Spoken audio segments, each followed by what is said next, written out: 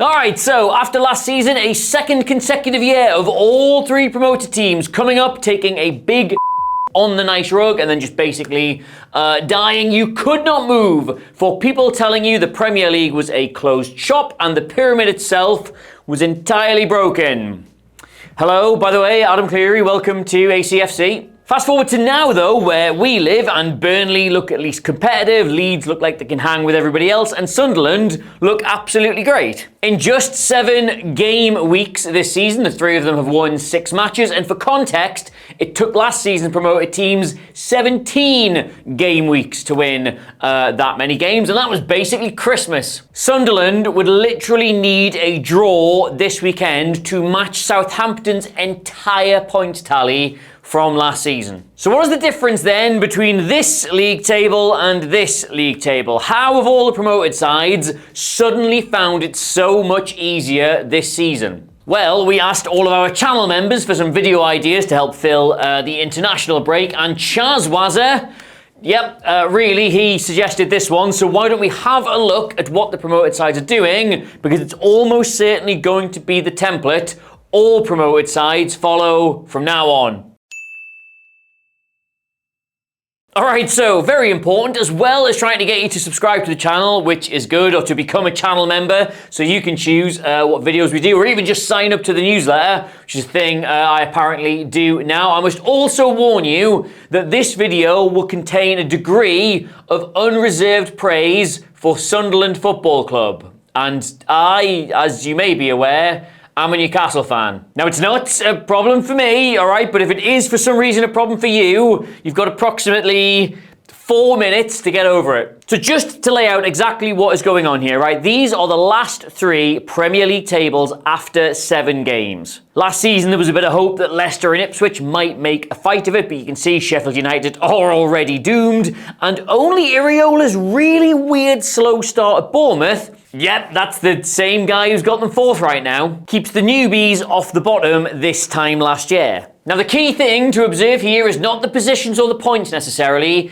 it is the goal difference, because they're pretty much all scoring less than 1 goal a game and conceding 2 or more. And if you get promoted to the Premier League and from the get-go you cannot score and you cannot defend, you are fucked. And yes, there are teams around them that had worse starts than they did, but those are teams packed with better quality players who will somehow get it together either at the back or up front as the season goes on. You will not. And as a result, all 6 of them ended the season with absolutely eye-watering goals against columns. Like literally only Burnley out of these 6 teams keep it under 80. But let's just jump to this season, right, and see already how this compares. Burnley sort of look bad again, but they've already been away to Tottenham, Man City, Man United, and played Liverpool, so that start is not as bad as it looks. And if you've watched either Leeds or Sunderland this season, you'll have seen they look really solid. Like the former has only let in 2 more goals than Chelsea, and the latter has like the 4th or 5th best defence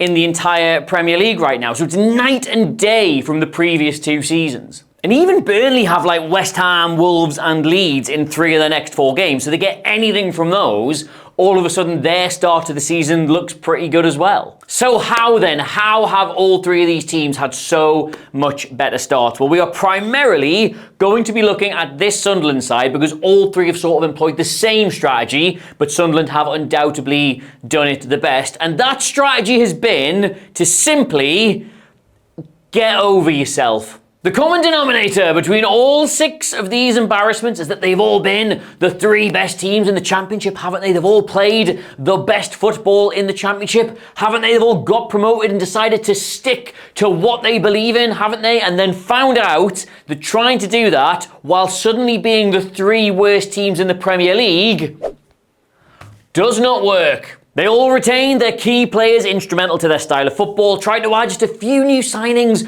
who would complement what it is they do rather than changing it too much, and went for consistency over adaptability. Ipswich added Delap in the summer, but other than that, their business was pretty much just making Hutchinson's loan from Chelsea permanent. And Southampton did exactly the same with Harwood Bellis and Flynn Downs while adding Aaron Ramsdale, because he was clearly an upgrade to their existing policy of having a nicey, passy goalkeeper. And Leicester, well, they replaced Dewsbury Hall with Harry Winks and picked up a couple of frees and loans. So, yeah, okay, they lost their manager. That wasn't great, but also, that's not good. And the reason I want to focus on Sunderland, right, is because their transfer window especially was just the polar opposite of this. And this was like the most used 11 in the Championship last season, right? It's very good, it's very nimble, it's very young, it's very agile, but come the start of the Premier League season, they had gone and shopped their way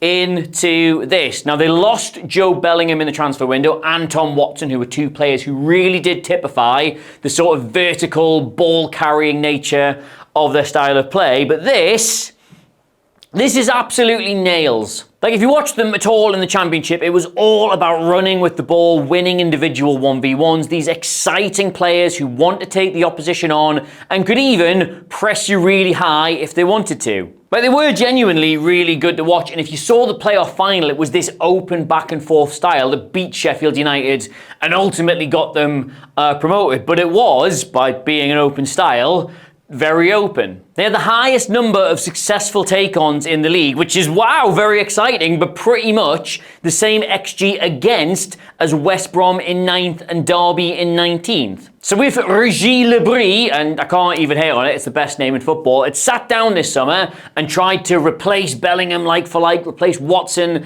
like for like, they would have been consistent, sure, they would have been exciting to watch, but they would have been as robust and secure, so fucking modern shin pads you get now, which I hate. So instead, their shopping list was Diarra, Siddiqui, Xhaka, Mukaeli, Talbi, Adringa, Roofs, none of them cheap by any stretch of the imagination. That was a big outlay, but all of them physically better than the players they had last season, either in terms of pace, their strength, their stamina, just being stronger on the ball. They have not been precious about the sort of team they want to be. They have thrown all that out and replaced it with something that can actually compete in the Premier League. Like, just to show you in its most basic form, right, launch percentage from goal kicks last season, Sunderland were amongst the lowest in the division. They wanted to play it out from the back. They invited pressure on and then drove through it with the direct running we were speaking about before. They would take a lot of risks trying to take players on all over the pitch because that's just the kind of team they were. It's who they wanted to be. Now, Sunderland have one of the highest goal kick launch percentages, not just in the Premier League, but in all of Europe. They're going long into usually Isidore over 90% of the time. And why have they done that? Well, because they've got a new goalkeeper who maybe isn't as comfortable passing the ball around his own box, but dominates his area, stops them getting bullied and bails them out with really big saves. And he's really good at going long into a centre forward who competes really well for the ball in the air in front of a midfield who crash second balls really effectively. You take the Brentford game early in the season, right? It's pretty even, they've played well, but they're 1-0 down to an established Premier League side, and you see both of these things to get them back into the game. First, Brentford are sitting off and Sunderland have the ball. The temptation here would be to try and invite them onto you and play through, but no, Roof's out from the back, brilliant distribution to find the winger who wins a free kick that eventually leads to the corner kick that leads to the penalty. But that's basically how they get up into that area of the pitch, and Brentford couldn't get them out again. And then the winner, right, Brentford play it forward, and I would say they're not in a terrible position here, but within the space of about 2 seconds, you just watch what happens and look at how many players are involved. So initially, they just stop them getting a clean contact on the first ball, and then they almost win the second ball. They jump on it running loose when it's technically a third ball. They stop them getting to it when it's a fourth, and they finally get it back under control on the fifth. 4 separate players here, 3 of them brand new to the club itself, all physically imposing themselves in the most physical league in the world. That is That is by design. That's what they're building this team to be able to do. From there, they get it up the field, whip across into the centre forward, and just win the game. More than anything else this season for Sunderland, and this applies to Leeds and Burnley as well, the most important thing was not how they played in the Premier League this season, merely that they did play in the Premier League this season, and they have taken their styles of play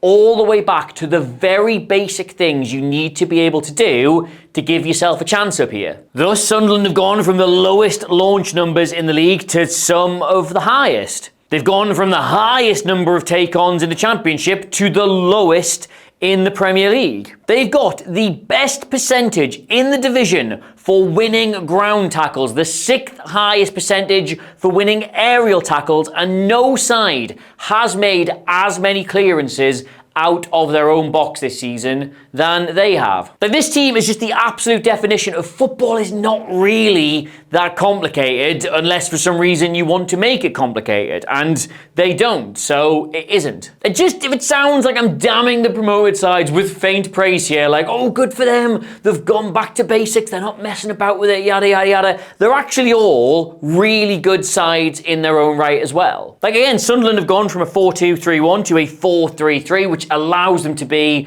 very dynamic going forward. Granit Xhaka's been brilliant. He keeps it really simple at the back for them. And the one thing they have brought forward from last season and haven't changed too much is this idea of quite narrow fullbacks to end up with these sort of triangles in the final third. Like, they are more than happy to just go long into the forward, but if they are trying to break the opposition down, these triangles are how they do it, because all three of these players, the 8, the wide forward, and the fullback, are very comfortable rotating around. Like, quite often you'll see the winger come inside to support the centre forward while the fullback pushes up, and the 8 just sort of hovers there to make sure they can't get counted on too easily. They can even, and you see this a surprising amount, have the fullback make an underlapping run from really deep to just get in the faces of the defenders and stop them getting out to either the winger or the 8 to put crosses in for said centre forward. And like all great 4-3-3s, when they don't have the ball, this all collapses into a very nice, very neat, very compact, very hard to break down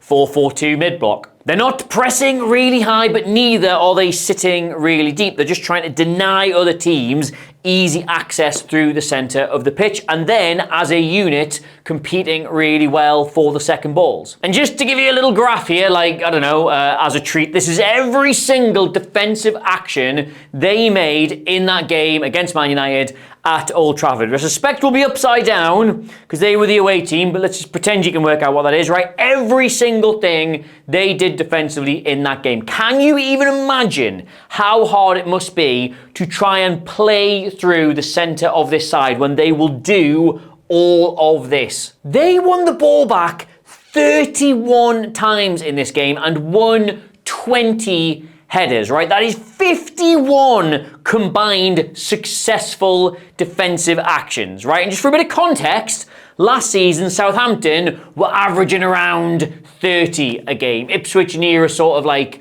35. Sunderland had 51 in this match. They are competing so much better than the teams were last season. Like, I cannot stress enough how basic some of this is, right? But likewise, I can also not stress enough how unusual it is to see 3 managers all get promoted and just have zero ego about being in the Premier League. Like, all right, fine, I might want to play this way. I might believe in a certain style of football, but if that's not going to work here, then what's the point? What can I do with this team to give them the best possible chance? Not just what will make me look good as a manager. And hey, you go back to that launch percentage graph from before, look who else is in there. Burnley, who lost James Trafford in the summer and replaced him with a goalie who doesn't exactly love passing, and Leeds, who didn't spend a fortune this summer, but did at least pad their midfield out with Stack and Longstaff, someone who's physically very imposing and someone who will run